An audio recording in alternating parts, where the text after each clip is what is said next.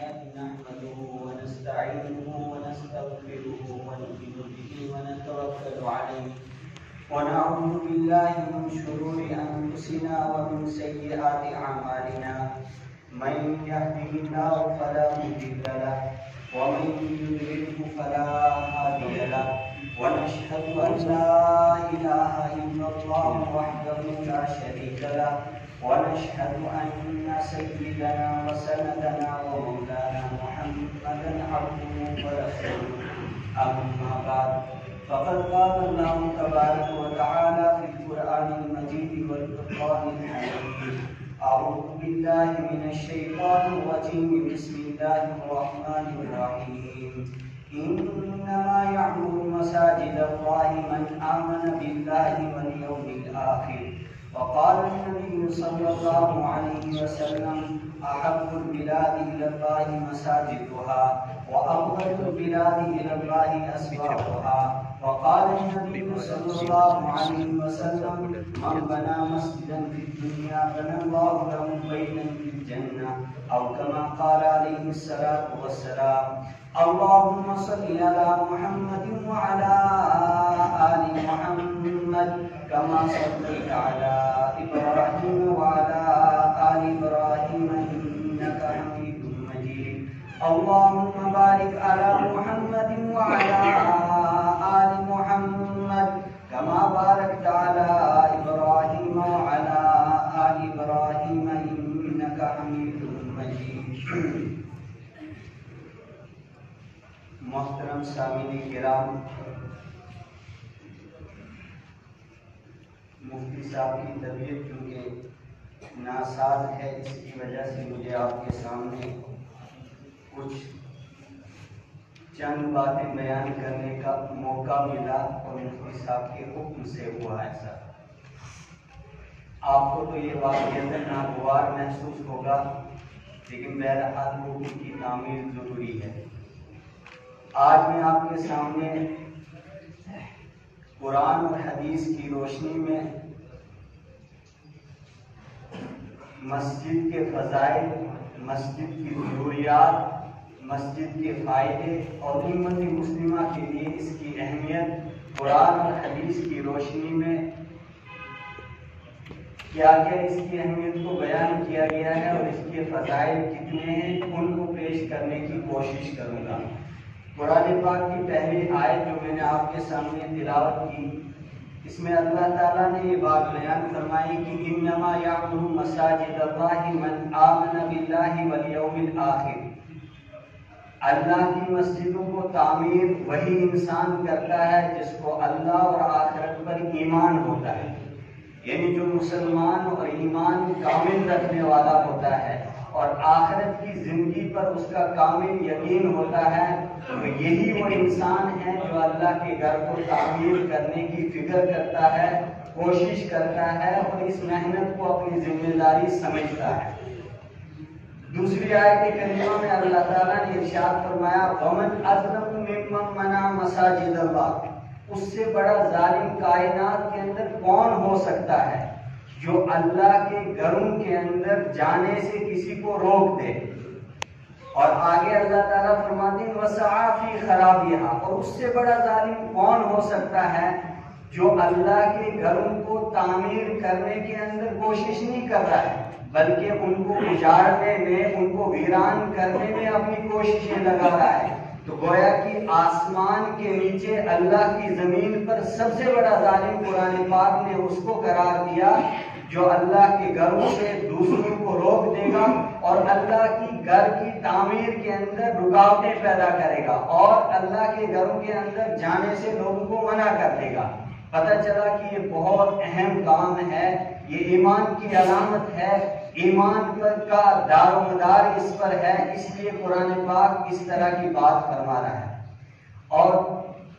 قرآن پاک نے اتنا ہی نہیں کہا، فرمایا لَهُمْ فِي الدُّنْيَا خِزْيٌ وَلَهُمْ فِي الْآخِرَةِ عَذَابٌ عَظِيمٌ، دنیا کے اندر ایسے انسان کے لیے اللہ تعالیٰ نے رسوائی رکھی ہے اور آخرت کے اندر تو عذاب عظیم، بہت بڑا عذاب اس کو ملے گا جو اللہ کے گھروں کے اندر سے لوگوں کو روکے گا اور اس کی تعمیر کے اندر بھی رکاوٹیں پیدا کرے گا۔ रहमत आलम सल्लल्लाहु अलैहि वसल्लम ने क्या इरशाद फरमाया, मन बना बैतन फिल दुनिया बनल्लाहु लहु बैतन फिल जन्नह, जो दुनिया के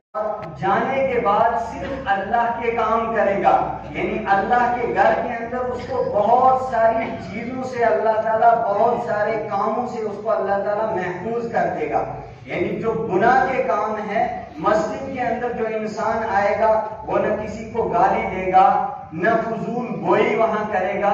न किसी और गंदे काम में लगेगा, बल्कि अल्लाह की इबादत के अंदर मशगूल हो जाएगा। क्योंकि मस्जिद का मकसद ही है कि मस्जिद के अंदर जाकर सिर्फ अल्लाह की इबादत इंसान करता है, कुरान पाक की तिलावत करता है, जिक्र और अज़कार में लगा रहता है, नवाफिल अदा करता रहता है, किसी गंदे काम के अंदर मुब्तला नहीं हो सकता है। ये उसके लिए एक हिफाजत का अहम जरिया है। आप सल्लल्लाहु अलैहि वसल्लम ने फरमाया, अहब्बुल बिलादि इलल्लाहि मसाजिदुहा, अल्लाह ताला के नजदीक सबसे मुकद्दस और पसंदीदा जगह कायनात के अंदर अल्लाह के घर है, जहाँ हर गुनाह से इंसान महफूज रहता है। और बाजार के बारे में कहा कि ये सबसे नापसंदीदा जगह है। क्यों? बाजार के अंदर जाएंगे, गंदी चीजों को सुनना भी पड़ेगा,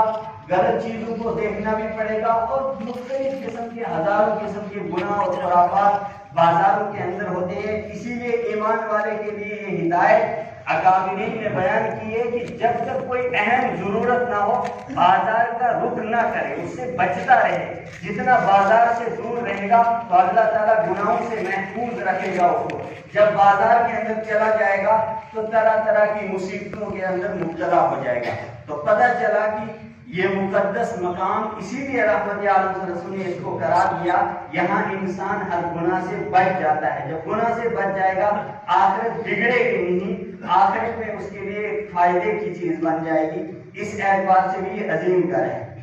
एक रिवायत के अंदर रहमत आलम सल्लल्लाहु अलैहि वसल्लम ने फरमाया, याती आलन नासी ज़मानुन, मेरी उम्मत पर एक ऐसा जमाना आने वाला है,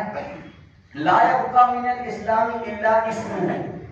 इस्लाम सिर्फ नाम का बाकी रहेगा। यानी मुसलमान नाम के रहेंगे, नाम तो मुसलमानों जैसे रखेंगे, लेकिन उनके कामों से मालूम होगा कि ये मुसलमान है ही। यानी जो मुसलमान होगा और अपने आप को मुसलमान कहला रहा है, फहरिस्त में नाम अपना लिख दिया है, लेकिन इसके बावजूद नमाज छोड़ रहा है, ज़कात अदा नहीं कर रहा है, बहुत सारे काम ऐसे कर रहा है जो उसको मुसलमानी पर दलालत ही नहीं करते हैं, तो आप सल्लल्लाहु अलैहि वसल्लम ने फरमाया कि एक वक्त मेरी उम्मत पर आएगा,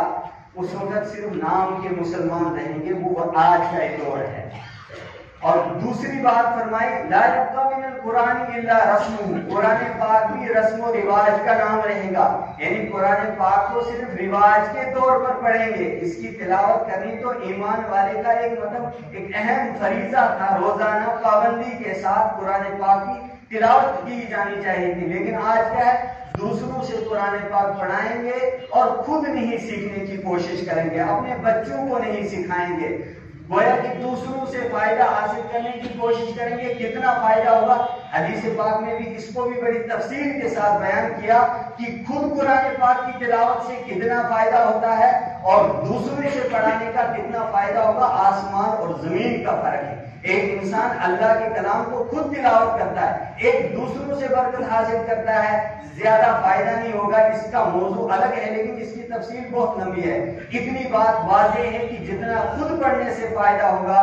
इतना दूसरे के पढ़ने से फायदा नहीं होगा। और तीसरी बात फरमाई, मसाजिदुहुम आमिरा वहिया खराबुम मिनल हुदा,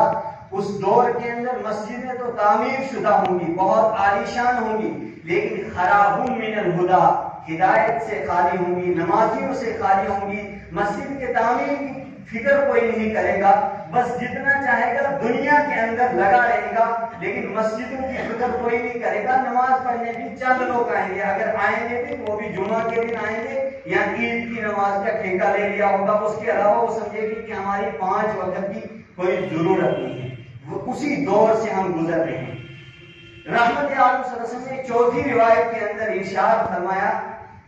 कि एक वक्त ऐसा आने वाला है कि उम्मत के अंदर तरह तरह के फसादात पैदा होंगे, दज्जाल का दौर होगा। उस वक्त इंसान को क्या करना है, अपनी जिंदगी को कैसे गुजारना है اور اس وقت انسان کی زندگی کا طریقہ کار کیا رہنا چاہیے، قرآن پاک نے بھی بیان کیا، رحمت عالم صلی اللہ علیہ وسلم نے بیان کیا کہ اس وقت ایک اہم ذریعہ رہے گا امت مسلمہ کے لیے، وہ مسجد رہے گی۔ اور اس وقت کتنی اہم مسجد ہوگی، رحمت عالم صلی اللہ علیہ وسلم نے ایک روایت کے اندر فرمایا کہ مسلمان کے لیے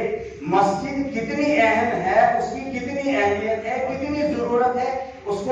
ان دو مثالوں کے اندر آپ صلی اللہ علیہ وسلم نے بیان کیا۔ پہلی مثال کیا بیان کی، المؤمن فی المسجد کالسمک فی الماء، ایمان والا مسجد کے اندر ایسا ہوتا ہے جیسے کہ مچھلی پانی کے اندر ہوتی ہے، یعنی مچھلی کے لیے پانی جتنا ضروری ہے، ساری دنیا جانتی ہے کہ اگر مچھلی کو پانی سے باہر نکال دیا جائے گا اس کی زندگی کا خاتمہ ہو جاتا ہے۔ رحمت عالم صلی اللہ علیہ وسلم نے فرمایا المؤمن فی المسجد کالسمک فی الماء، ایمان والے کا یہی درجہ اور یہی اہمیت اور یہی ضرورت مسجد کی ہے کہ مسجد مسلمان کے لیے اتنی ضروری ہے جتنی مچھلی کے لیے پانی ضروری ہے۔ اس اہمیت کو اس مثال سے خود انسان اندازہ لگا سکتا ہے کہ مسجد ایک ایمان والے کے لیے کتنی ضروری ہے۔ اب اس کی تعمیر میں حصہ نہ لینا اور اس کی کوشش نہ کرنا بلکہ رکاوٹیں پیدا کرنا، یہ کتنی بدقسمتی ہے، یہ کتنا انسان وہ بدقسمت انسان ہے جو اللہ کے گھر کی تعمیر کے بارے میں سوچتا بھی نہیں ہے اور کوشش بھی نہیں کرتا ہے، اور سارا سرمایہ اللہ تعالیٰ نے دیا ہے، خرچ کرنا پھر کہاں ہے؟ جب اللہ کے گھر میں خرچ نہیں کرے گا کہاں کرے گا؟ قرآن پاک نے بیان کیا کعبۃ اللہ کے بارے میں، فرمایا اذ یرفع ابراہیم القواعد من البیت واسماعیل، اس وقت کو یاد کرو، اس عظیم دور کو یاد کرو جب ابراہیم علیہ السلام کعبۃ اللہ کی بنیاد اٹھا رہے ہیں اور ان کے ساتھ ان کے بیٹے بھی ان کا ساتھ دے رہے تھے، حضرت اسماعیل علیہ السلام، اور اس کے بعد کیا کہہ رہے تھے، ربنا تقبل منا انک انت السمیع العلیم، اے اللہ جو خدمت ہم تیرے گھر کے لیے کر رہے ہیں اس ہماری خدمت کو قبول فرماؤ۔ تحویل قبلہ کے بارے میں محدثین نے اور مفسرین نے کچھ باتیں لکھی ہیں، پس منظر لکھا ہے کہ کعبۃ اللہ کا رخ ایمان والوں کے لیے کیوں بدلا گیا، پہلے بیت المقدس کی طرف رخ کرنا تھا، اس کے بعد کعبۃ اللہ کی طرف حکم دیا، اس کی کیا وجہ ہے؟ وجوہات بہت ساری بیان کی، ان میں سے دو وجہ یہ بیان کی کہ کعبہ کو، اللہ کے گھر کو 5 نبیوں نے تعمیر کروایا ہے، اس وجہ سے اللہ تعالیٰ نے حکم دیا کہ کعبۃ اللہ کی طرف آپ رخ کرو، اور ایک وجہ یہ بیان کی جاتی ہے کہ رحمت عالم صلی اللہ علیہ وسلم کو کعبۃ اللہ سے بہت زیادہ محبت تھی، اس محبت کا اظہار رحمت عالم صلی اللہ علیہ وسلم نے اس وقت فرمایا تھا جب مکہ المکرمہ سے رحمت عالم صلی اللہ علیہ وسلم ہجرت کے لیے نکلے تھے اور ایک ایسے مقام پر پہنچے تھے جہاں پر کعبۃ اللہ آخری بار نظر آتا ہے، اس کے بعد کعبۃ اللہ اوجل ہو جاتا ہے، مکہ المکرمہ آنکھوں سے اوجل ہو جاتی ہے۔ اس وقت رحمت عالم صلی اللہ علیہ وسلم نے مکہ المکرمہ کی طرف رخ کر کے یہ فرمایا تھا کہ اے مکہ، تیرے اندر اللہ کا گھر بنا ہوا ہے، مجھے تجھ سے اتنی محبت تھی، میں کبھی بھی تجھے چھوڑ نہیں سکتا تھا، لیکن مکہ والوں نے مجھے اتنا تنگ اور پریشان کر دیا، مجھے آج اس کعبۃ اللہ کو چھوڑنا پڑا۔ اس وجہ سے محدثین اور مفسرین بیان کرتے ہیں کہ اللہ تعالیٰ نے کہا کہ جس گھر سے تمہیں میرے گھر سے محبت تھی، آپ کا رخ بھی قیامت تک اسی طرح ہوگا اور آپ کی امت کا بھی ہوگا۔ یہ اللہ کے نبی کا مطلب اللہ کے گھر سے محبت کا وہ مطلب عالم تھا۔ اس کے بعد مسجد کی عظمت اور اس کی فضیلت اور اس کی اہمیت اور کتنی مساجد انسان کے لیے ضروری ہیں۔ جب رحمت عالم صلی اللہ علیہ وسلم مکہ المکرمہ سے نکلے، مدینہ المنورہ سے پہلے ایک بستی آتی ہے جس بستی کا نام قبا والی بستی ہے۔ قبا میں جب پہنچتے ہیں رحمت عالم صلی اللہ علیہ وسلم صرف 3 دن یا 4 دن، ایک روایت کے مطابق 3 دن اور دوسری روایت کے مطابق 4 دن وہاں آرام کرتے ہیں، صرف 4 دن کے لیے وہاں ٹھہرتے ہیں۔ تو رحمت عالم صلی اللہ علیہ وسلم صرف 3 دن یا 4 دن کے اندر مسجد قبا کو تعمیر کروایا، اور یہ بھی ثابت ہے کہ رحمت عالم صلی اللہ علیہ وسلم نے مسجد قبا کا پہلا پتھر خود اپنے دست مبارک سے رکھا، گویا کہ 3 دن کے اندر اس اہمیت کو امت کے لیے واضح کر دیا کہ مسجد اتنی ضروری ہے، اگر 3 دن آپ کو کہیں رہنا پڑے گا وہاں بھی آپ کے لیے مسجد ضروری ہے۔ اور اسلام کی سب سے پہلی مسجد جو رحمت عالم صلی اللہ علیہ وسلم نے تعمیر فرمائی وہ مسجد قبا، مسجد نبوی سے تقریباً 3-4 किलोमीटर की दूरी पर है, वहां पर इस मस्जिद को तामीर किया। फिर रहमत आलम सल्लल्लाहु अलैहि वसल्लम जब मस्जिद कुबा से, कुबा बस्ती से निकले और मस्जिद नबवी और मस्जिद कुबा के दरमियान एक बस्ती आती है, उस बस्ती के अंदर रहमत आलम सल्लल्लाहु अलैहि वसल्लम ने जुमा की नमाज अदा की और जुमा की नमाज अदायगी के बाद वहां पर भी एक मस्जिद को तामीर किया, जिस मस्जिद का नाम ही है मस्जिद जुमा।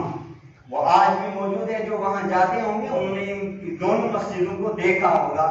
रहमत आलम सल्लल्लाहु अलैहि वसल्लम ने इस अहमियत को किस तरह बयान किया उम्मत के सामने, लेकिन उसके बावजूद हम इनकी फिक्र न करेंगे, अल्लाह के घर को तामीर करने की फिक्र न करेंगे, तो फिर करेंगे क्या हम? क्यों इंसान कोशिश क्यों नहीं कर रहा है? ईमान वालों के पास अल्लाह ताला ने बड़े सरमाए दिए हैं, बहुत माल है, बहुत मालदार हैं ईमान वाले, लेकिन खर्च करने से डरते क्यों हैं? कुरान पाक में कहा कि डर किस चीज का है? अश-शैतानु यईदुकुमुल फक्र, शैतान तुम्हें फकीरी, गरीबी से डराता है। वो कहता है कि अगर तुम्हारे पास 10 लाख है, 1 लाख तुम मस्जिद के लिए खर्च करोगे, तुम्हारे पास तो 9 लाख बच जाएंगे, 1 लाख का नुकसान हो जाएगा। ये शैतान कहता है। कुरान पाक कहता है कि इससे कमी नहीं होती है, इससे तो इजाफा होता है। रहमत आलम सल्लल्लाहु अलैहि वसल्लम फरमाते हैं, मा नक़सत सदक़तुन मिन मालिन, कोई सदका माल को कम नहीं करता है बल्कि उसके अंदर इजाफा करता है। लेकिन ये इजाफे का मालूम उसको तभी होगा ना जब कुरान पाक को पढ़ेगा,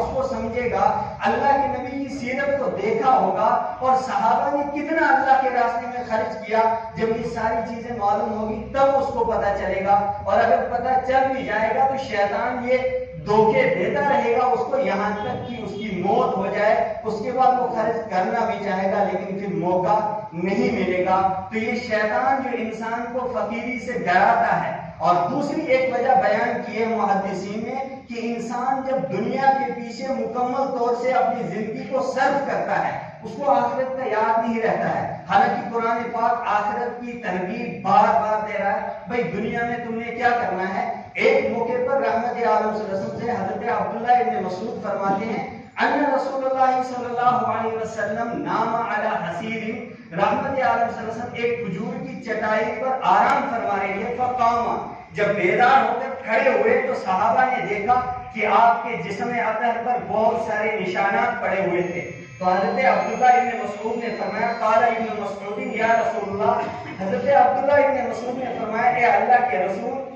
लव अमरतना, अगर आप हमें हुक्म देते, हम आपके लिए बिस्तरे का इंतजाम करते, आपके जिस्म अतहर पर इतने निशान लगे हैं, आपने हमें क्यों नहीं हुक्म दिया? आप सल्लल्लाहु अलैहि वसल्लम ने जवाब में फरमाया, माली वली दुनिया, मुझे दुनिया से क्या काम है? मेरा दुनिया के अंदर साजो सामान और यहाँ की लज्जात को मुहैया करना और दस्तयाब करवाना या खुद करना, क्या मुझे इससे करना है? वमा अना फी दुनिया इल्ला कराकिबिन इस्तज़ल्ला तहत शजरतिन सुम्मा राहा व तरकहा, मेरा दुनिया के अंदर इस तरह का हाल है जिस तरह वो इंसान जो गर्मी के मौसम में चलता है और एक दरख्त के साए के तले आराम के लिए थोड़ी देर बैठता है और उसके बाद क्या करता है, सुम्मा राहा, फिर चल देता है, और तरकहा, इस साए को छोड़ देता है। मैं तो दुनिया को इसी तरह समझता हूँ कि जिस तरह वो साया हासिल करने वाला चंद लम्हात वहां आराम करता है फिर अपनी मंजिल की तरफ दौड़ पड़ता है। मुझे दुनिया से क्या लेना है? आप क्यों कह रहे हो? मुझे इतना इंतजाम करने की क्या जरूरत है? और एक मौके पर एक सहाबी को मुखातब करके रहमत आलम सल्लल्लाहु अलैहि वसल्लम ने फरमाया, इदा अस्बहता फला तुहद्दिस नफ्सका बिल मसा, हे अल्लाह के बंदे, जब तू सुबह करेगा रात के वक्त में अपने आप को शुमार मत करना कि आज मेरी रात भी हो जाए मेरे घर के अंदर। और अगली वाली हदीस के अल्फाज हैं, वइदा अमसकता फला तुहद्दिस नफ्सका बिल मसा, जब तू शाम कर देगा तो अपने आप को सुबह वालों में शुमार मत करना। पूछा क्यों है अल्लाह के रसूल, मैं जब सुबह करूंगा तो मुझे तो यकीन रहेगा कि शाम को भी मैं होऊंगा, या शाम को जब सो जाऊंगा और मुझे जहन में ये रहेगा कि सुबह में बेदार हो जाऊंगा। आप सल्लल्लाहु अलैहि वसल्लम ने जवाब में फरमाया, फया अब्दुल्लाह फइन्नका ला तदरी मस्मुका गदा, या अल्लाह के बंदे तुझे क्या मालूम कल तेरा शुमार किन लोगों में होगा। तू सुबह के वक्त में जब जागेगा उस वक्त तेरा शुमार मुर्दों के अंदर होगा या जिंदों के अंदर होगा, ये तुझे कहाँ मालूम है। جب دنیا کا یہ حال ہے اور دنیا کی حقیقت کو اللہ کے نبی نے اتنا واضح کر دیا اور شیطان ہمیں دھوکہ دے رہا ہے، بل تؤثرون الحیات الدنیا، قرآن کہتا ہے دنیاوی زندگی کو سب کچھ سمجھ رہے ہو، والآخرۃ خیر وابقی، یہ آخرت کی زندگی تو دنیا اور دنیا کے مقابلے میں بہتر بھی ہے، وہ ابقا اور دائمی ہے۔ جب ہماری ایک دائمی زندگی ہے، جب ہمیں اپنی زندگی کا مقصد ہی معلوم نہیں ہے کہ ہمیں اس دنیا میں رہنا نہیں ہے، یہاں سے جانا ہے، تو جب جانا ہے تو کچھ لے کر جانا ہے نا، کچھ آخرت کے لیے کما کر جانا ہے۔ رحمت عالم صلی اللہ علیہ وسلم کو ایک موقع پر صحابہ نے پوچھا کہ ہم کس کو کہیں، ایو مال لنا، کون سا مال ہمارے لیے کہلائے گا؟ رحمت عالم صلی اللہ علیہ وسلم نے فرمایا 3 چیزیں ہیں جن کو تم کہہ سکتے ہو کہ یہ ہمارا مال ہے۔ پہلی چیز فرمایا کہ جب تم ایک لقمہ اٹھاؤ گے، جب تک تم اپنے منہ کے اندر اس کو داخل نہیں کرو گے تب تک یہ نہیں کہہ سکتے ہو کہ یہ لقمہ میرا ہے۔ پلیٹ کے اندر کھانا کھا رہے ہو، تمہیں کوئی پوچھے گا کہ اس پلیٹ کے اندر کھانا کس کا ہے، کہنا ہمیں پتہ نہیں ہے۔ پوچھا کیوں؟ کہا کہ ہو سکتا ہے کہ یہ لقمہ جو پلیٹ سے آپ اٹھاؤ گے تمہارے منہ کے اندر داخل ہونے سے پہلے اللہ تعالیٰ تمہاری روح کو قبض کر دے گا، اس لیے یہ تمہارا مال نہیں ہے۔ البتہ جو پیٹ میں چلا گیا تو اس لقمے کو آپ کہہ سکتے ہو کہ یہ میرا مال ہے۔ دوسری چیز فرمائی کہ اگر جو کپڑا تم نے پہن لیا اور پہننے کے بعد وہ بوسیدہ ہو گیا اور ختم ہو گیا، آپ کہہ سکتے ہیں کہ جو کپڑے کا سوٹ میں نے پہنا تھا اس کے بعد وہ ختم ہو گیا، وہ میرا تھا۔ لیکن جو ابھی تازہ تازہ آپ نے پہنا ہے، ابھی اس کو بھی آپ اپنا کپڑا نہیں کہہ سکتے ہیں۔ ہو سکتا ہے تمہاری موت کے بعد کوئی دوسرا اس کو پہنے گا، یہ تمہارا کہاں، یہ تو اس کا تھا۔ اور تیسرا فرمایا کہ جو آپ نے بیلنس رکھا ہو، جمع رکھا ہو اپنے گھر کے اندر، اپنے ATM کے اندر، جہاں پر بھی جتنے بھی سورسز ہوتے ہیں اپنے پیسے کو جمع کرنے کے، کہا کہ کبھی مت کہنا کہ یہ بیلنس میرا ہے، یہ پیسہ میرا ہے، یہ جائیداد میری ہے، بلکہ تم اسی مال کو کہہ سکتے ہو یہ میرا ہے، ما تقدم الی اللہ، جو اللہ کی طرف اللہ کے راستے میں تم نے بھیج دیا، اس مال کو تم کہہ سکتے ہو ھذا مالی۔ اس کے سوا کوئی بھی دنیا کے اندر مال ہے اس کو آپ اپنا مال نہیں کہہ سکتے۔ وما تنفقوا من خیر یوفی الیکم، جو بھی تم اللہ کے راستے میں خرچ کرو گے اللہ تعالیٰ اس کو پورا پورا اس کا بدلہ دے گا، اس کا نقصان نہیں ہوگا، وہ تمہیں مل کر رہے گا، یہ ایک ایسے بینک کے اندر چلا جائے گا جہاں نقصان نہیں ہوگا۔ لیکن اس کے باوجود انسان کی سوچ کیوں نہیں ہے، انسان اس چیز کو اپنے ذہن کے اندر کیوں نہیں لاتا ہے، جب دنیا کی یہ حقیقت ہے؟ اور رحمت عالم صلی اللہ علیہ وسلم نے بار بار اس بات کو بیان کیا کہ دنیا کو سب کچھ مت سمجھو، پھر تو کچھ تیاری ہونی چاہیے۔ یہاں پر انسان کو یہ تصور آ گیا ہے کہ مجھے پوری دنیا میں ہی ہمیشہ رہنا ہے، مرنا ہے، حالانکہ مرنے کو ہر انسان تسلیم کرتا ہے، کسی بھی مذہب کا جاننے والا ہو وہ اس کو مانتا ہے، یہ ایک حقیقت ہے جس کو سمجھنا ہے۔ تو جب اس چیز کو سمجھنا ہے تو اس کے لیے کم سے کم ان 2 باتوں کو یاد رکھنا ضروری ہے جو رحمت عالم صلی اللہ علیہ وسلم نے بیان فرمایا۔ ایک تو دنیا کی کوئی حقیقت نہیں ہے، یہ چند دن کی زندگی ہے جس میں انسان مشقت بھی برداشت کر سکتا ہے اور عیش و عشرت کے ساتھ رہے گا، وہ بھی زندگی گزار سکتا ہے، غربت کے اندر کوئی گزارا ہے وہ بھی گزار دے گا، لیکن اصل مقصد ہے انسان کو موت کے بعد والی زندگی۔ اسی لیے قرآن پاک نے بیان فرمایا وما خلقت الجن والانس الا لیعبدون، میں نے انسان اور جنات کو محض اپنی عبادت کے لیے پیدا کیا تھا۔ اس کی تفسیر اگر اس آیت کی آپ پڑھیں گے تو بالکل یہی مفسرین بیان کرتے ہیں کہ آخرت کے لیے کم سے کم مقاصد انسان سمجھے کہ مجھے اللہ تعالیٰ نے پیدا کیوں کیا ہے۔ جب اللہ تعالیٰ نے جس مقصد کے تحت اس کو بھیجا ہے دنیا کے اندر، اگر اس کو 10% بھی سمجھ نہیں رہا ہے تو اس کو کیا پتہ چلے گا کہ مسجد کتنی ضروری ہے اور اللہ کے راستے میں خرچ کرنا کتنا ضروری ہے اور پیچھے بچا کر رکھنا یہ کتنا برا ہے انسان کے لیے، اس کو تب تک سمجھ نہیں پائے گا۔ تو چونکہ وقت مکمل ہونے والا ہے تو اس ساری باتوں کا خلاصہ آج کے دور کے اندر انسان کو کم سے کم 2-3 باتیں یاد رکھنی ہے۔ پہلی بات یہ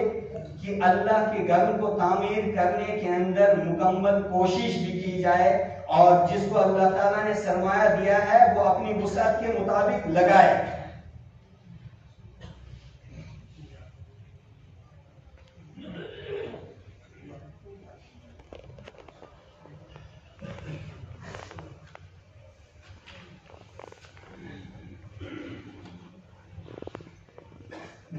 بات کی یاد رکھنی ہے کہ رحمت عالم صلی اللہ علیہ وسلم نے ارشاد فرمایا کہ انسان اطمینان دنیا کے ہر چیز کے اندر تلاش کرنے کی کوشش کرتا ہے، فیسلٹیز چاہتا ہے، دنیا کے سارے ساز و سامان، اس کے پاس دکان ہو، مکان ہو، گاڑیاں ہو، سارا سرمایہ ہو، ساری فیسلٹیز ہو، وہ چاہتا ہے کہ اس سے سکون ملے گا۔ قرآن پاک کہتا ہے الا بذکر اللہ تطمئن القلوب، انسان کو سکون تو صرف اللہ کی یاد سے ملے گا، اور اللہ کی یاد کا ایک اہم ذریعہ ہے قرآن پاک کا سیکھنا اور سکھانا۔ کم سے کم اپنے بچوں کو ہم قرآن پاک کی تعلیم دیں، ان کو بھی سب کچھ معلوم ہوگا۔ جب ہم ان کے بارے میں کچھ سوچیں گے نہیں، اور وہ ایک وقت آئے گا وہ ہمارے لیے بچے بھی مصیبت بنیں گے۔ اس کو بھی قرآن پاک نے بیان کیا۔ اور تیسری چیز اہم ہے کہ انسان کم سے کم 24 گھنٹے کی زندگی کے اندر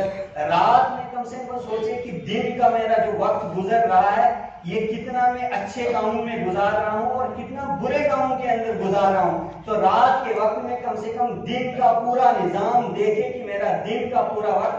اللہ کی یاد میں کتنا گزرا ہے اور اللہ کی نافرمانی میں کتنا گزرا ہے۔ جو اللہ کی نافرمانی میں گزرا ہے اس سے توبہ کرے، اور جو اللہ کی فرمانبرداری میں گزرا ہے اس کا اللہ شکر کرے۔ لئن شکرتم لازیدنکم، جتنا شکر کرو گے اللہ تعالیٰ ہر نعمت کے اندر اضافہ کرے گا۔ ولئن کفرتم ان عذابی لشدید، اگر ناشکری ہوگی تو اللہ تعالیٰ کا عذاب بھی سخت ہے۔ چند اعلانات ہیں۔ ایک اعلان تو یہ ہے کہ گزشتہ جمعہ کو اسی مسجد میں جس میں ہم بیٹھے ہوئے ہیں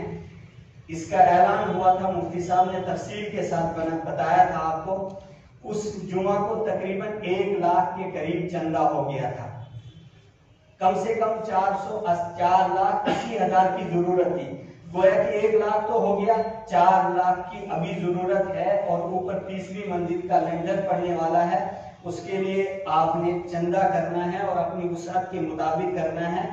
چونکہ 4 لاکھ کی ابھی ضرورت ہے۔ چندہ انہوں نے کر لیا، جن میں کروانا ہو تو مسجد کی کمیٹی یہاں ہے، ان سے اپنا نام لکھا دیں اور اپنی وسعت کے مطابق اس کے اندر آپ حصہ لے لیں۔ میں نے چونکہ وہی قرآن اور حدیث کے مطابق ساری باتیں تقریباً موٹی باتیں آپ کے سامنے رکھی، اب الگ سے بیان کرنے کی ضرورت نہیں ہے اس کی فضیلت کو، تو آپ خود ہی سمجھے اور اس اہمیت کو سمجھے کہ ہمارے لیے کتنی ضروری ہے۔ دوسرا یہ پنجاب کا مدرسہ ہے، وہاں سے کچھ ساتھی آئے ہیں، کیونکہ